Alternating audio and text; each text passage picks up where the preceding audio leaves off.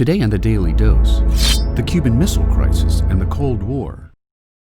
In 1959, Fidel Castro seized control of the island nation of Cuba, a mere 90 miles from the American mainland. Shortly after the coup, Castro declared Cuba a communist nation and began forging a tight relationship with the Soviet Union.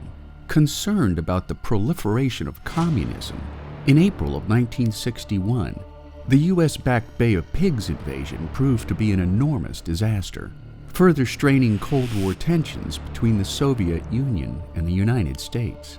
In response, in 1962, the Cubans and Soviets began secretly building nuclear missile sites on Cuba, which would offer the Soviet Union an unprecedented first-strike capability against the Americans.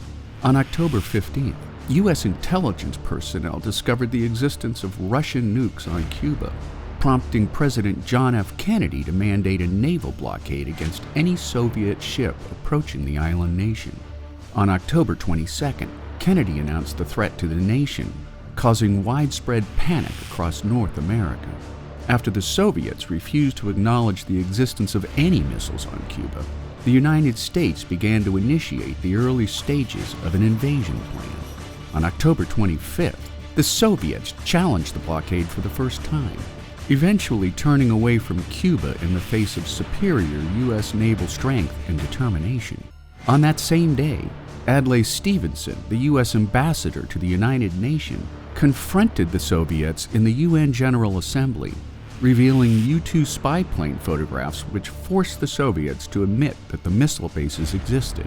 The crisis finally ended on October 28, when JFK and Soviet Premier Nikita Khrushchev reached a secret agreement which called for the removal of Soviet missiles on Cuba in exchange for the removal of U.S. missiles in Turkey, which posed an equal geographic threat to Russia and her Eastern Bloc satellites. To this day, the Cuban Missile Crisis is regarded as the closest the United States has ever come to nuclear war, as well as a defining moment in the Cold War's ongoing threat of mutually assured destruction.